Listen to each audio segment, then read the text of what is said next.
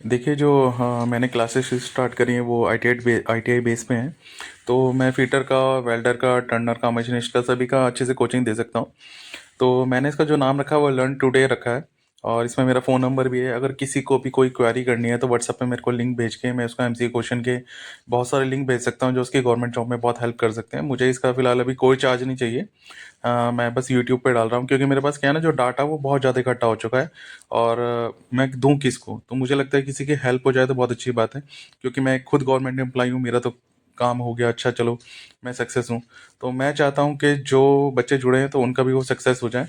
तो देखिए जैसे अभी की मैं बात करना चाहूँगा फिटर ट्रेड की, तो अभी वेल्डर का सॉरी बेचल का टेस्ट हुआ था गवर्नमेंट का। तो उसका जो आंसर शीट है वो ये है। तो मैंने इसमें किसी बच्चे का नाम नहीं लिया, इसलिए मैंने इसका क्या करा है, आंसर टाइप कर लिया अच्छे से। तो देखिए जैसे पहला क्वेश्चन है कि भाई हमारे जो मशीन में जो हमारा बोल्ट लगता है उसकी लंबाई कितनी होनी चाहिए।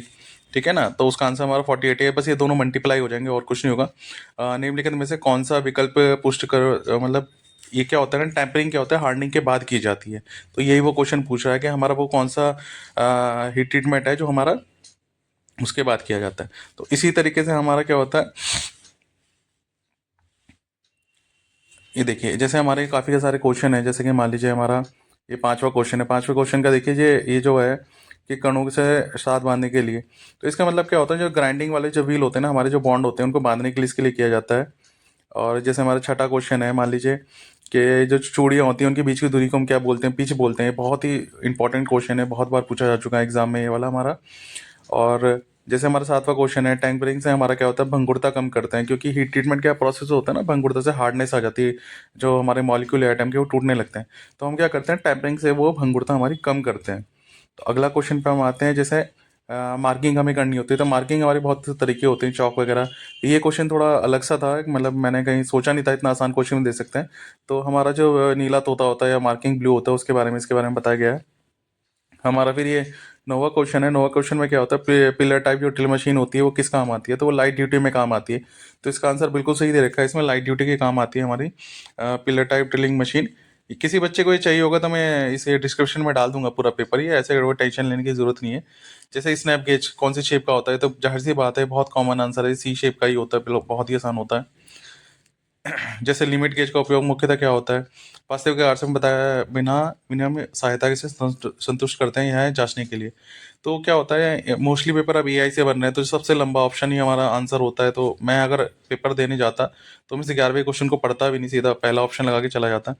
12वें में जैसे क्या होता है हमारा, प्रत्येक जो फिलर गेज होता है उसके थिकनेस का इंडिविजुअल लीफ होती है, मतलब अलग अलग पत्तियां होती हैं और मिलाकर के भी हम उसके चेक कर सकते हैं। इसी तरीके से हमारा 13वां क्वेश्चन है, मशीन रीमर का क्या मतलब है, मौजूदा क्षेत्र को बड़ा करना। जो जितने भी रीमर है ना, मतलब एक रीमर क्या है, जितने भी रीमर है उनका काम क्या है ना, ड्रिल से जो हमारा छेद हुआ है उस छेद को बड़ा करना है। तो ऐसा कुछ नहीं है कि मशीन रीमर का काम क्या है, पर्टिकुलर जितने भी रीमर है उनका यही काम है बस हमारा। उसके बाद टेप ड्रिल का आकार तथा इक्वल टू मुख्य व्यास पिच, ये बिल्कुल सही दे रखा है इसमें हमारा। तो ड्रिल मैं क्या करूंगा, जैसे इस पेपर को डिस्कशन कर रहा हूँ, आगे चल के मैं धीरे धीरे क्लासेस भी शुरू करने वाला हूँ। मैंने पूरा अच्छे से प्लान कर लिया है मुझे क्या क्या कदम उठाने हैं, कैसे कैसे इसमें काम करना है। तो देखिए जो स्क्रू पिच गेज है, प्रभावी व्यास को मापना, तो ये भी बिल्कुल सही आंसर है हमारा। जो स्क्रू पिच गेज है, तो जाहिर सी बात है जो थ्रेड की है हमारी, मतलब थ्रेड की जो पिच है वो वगैरह भी नाप सकता है हमारा। 16वें क्वेश्चन में क्या है हमारा, सेंटर पंच क्या होता है, ड्रिल से पहले करने वाला जो मार्किंग होती है ना वो सेंटर पंच करता है। मैंने फिर से बताया आजकल पेपर एआई बनाता है, तो सबसे बड़ा ऑप्शन मैं फिर से इस क्वेश्चन को नहीं पढ़ता, जो सबसे बड़ा ऑप्शन में उसको मार के आगे निकल जाता।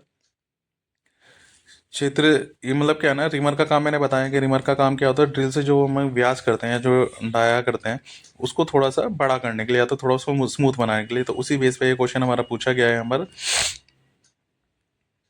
जैसे कलर कोडिंग के बारे में पूछा गया है कि कौन सी करनी चाहिए, तो इसमें हमारा हरा ही है आंसर इसका।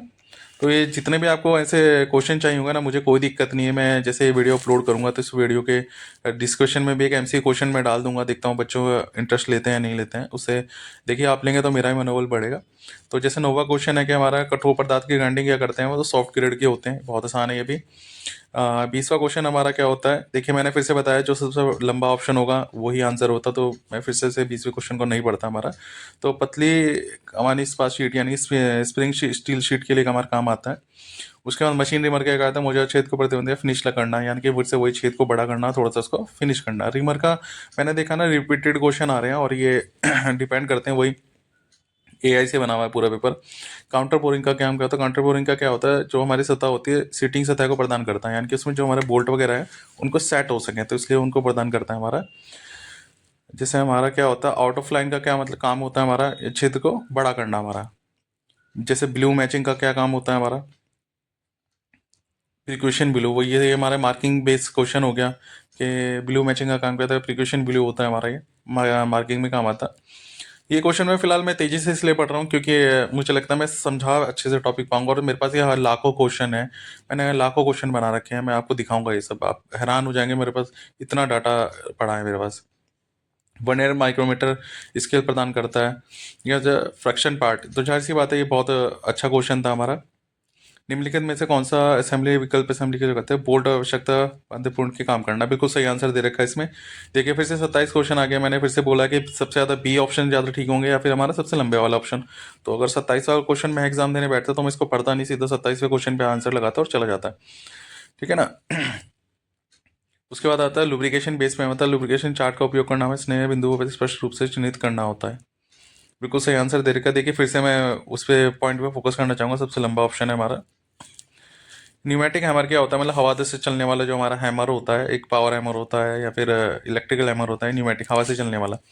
तो ये वही इसी का आंसर दे रखा, हवा से चलने वाला, हाई प्रेशर से चलता है बहुत ज़्यादा, आजकल काफ़ी मशीनें जो न्यूमेटिक से चलती हैं। तो ड्रिल होल्डिंग डिवाइस का क्या होता है, ड्रिल चक का काम होता है हमारा। ये भी बहुत अच्छा क्वेश्चन दे रखा है, ड्रिल से हमारे बहुत रिलेटेड क्वेश्चन है, ध्यान रखिएगा, हमारे बहुत ज़्यादा रिलेटेड क्वेश्चन है ड्रिल से हमारे। तो मुझे लगता है बेचल का जैसे पेपर अभी कैंसिल हुआ है, 12 जनवरी को दोबारा होने वाला है, तो ड्रिल से हो गया, ये सेफ्टी से हो गया, काफ़ी क्वेश्चन देने वाले हैं फिर से ये जैसे वेल्डिंग से आधारित आ गया। ऑक्सीजन कटिंग में क्या होती है, प्रयुक्त नहीं उपयोग करते, ध्यान रखना काफ़ी क्वेश्चन पूछेगा क्या उपयोग नहीं होता है, तो ध्यान है इलेक्ट्रोड प्रयोग नहीं होती, बाकी सब कुछ प्रयोग होता है हमारे यहाँ पर। तो ध्यान रखना यहाँ पर हमारे इलेक्ट्रोड प्रयोग नहीं हुई है, बाकी सब हमारे यहाँ प्रयोग हो रहा है। जैसे हमारा अगला क्वेश्चन है बेंच बेंच ग्राइंडिंग में क्या होता है, फिर से वही सबसे लंबा ऑप्शन हो गया, धातु के औजार परीक्षण तीक्ष्ण और आकार देना, बिल्कुल सही आंसर है ये वाला भी हमारा। उसके बाद हमारा जैसे मैंने ये भी बताया था जो सबसे बड़ा होगा वही आंसर होगा, तो छोटा इसका थोड़ा ध्यान रखिएगा आप। अब देखिए 33 पे 100 का काम गया पट्टी आकार, बैंड 100 का मतलब एक तरीके से क्या होता है, कंटिन्यूसली कटिंग की एबिलिटी किसमें होती है हमारी, बैंड 100 में ही होती है। मतलब ये बैंड 100 क्या होता है, अलग अलग टाइप के होते हैं, कोई हॉरिजॉन्टल होता है, कोई वर्टिकल होता है, आपने आरा मशीन भी देखी होगी लकड़ी वाली जो होती है, तो उसी से आप समझ सकते हैं कि वो लगातार कंटिन्यूसली कटिंग करता ही रहता है। 34 हमारा ऑटोमेटिक मेंटेनेंस करने वाला, ऑपरेशन द्वारा मशीन को सफाई करना तो उसका स्क्रीन करना। ये क्वेश्चन भी बहुत ज़्यादा इंपॉर्टेंट है, और फिर से आप एक लूज मतलब लूप होल देखेंगे इसमें, सबसे लंबे वाला ऑप्शन ही हमारा सबसे सही है।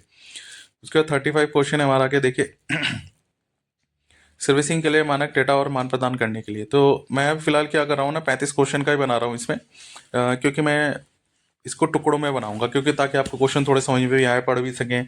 आपको किसी को भी इसकी फाइल चाहिए होगी तो मैं इसकी पीडीएफ बना के या फिर इसका एमसीक्यू क्वेश्चन बना के ना इसका डिस्क्रिप्शन में डाल दूंगा। तो आपसे है ना आशा रहेगी, क्योंकि देखिए मैं है ना कोई चार्ज तो कर नहीं रहा, आपकी मदद ही कर रहा हूँ, तो मुझे भी अच्छा लगेगा आप सबकी जो मदद होगी इसमें, ठीक है ना। तो जैसे भी क्वेश्चन रहेंगे हमारे के सारे आप देखिए, मैंने है ना सारे के सारे क्वेश्चन, आप चाहे इसके वीडियो को सेव कर लीजिए, बेचल के ही क्वेश्चन है सारे के सारे। तो मैं आपसे मिलता रहूँगा सभी वीडियो के साथ, और देखते हैं अच्छी जानकारी दूंगा आपको। Thank you.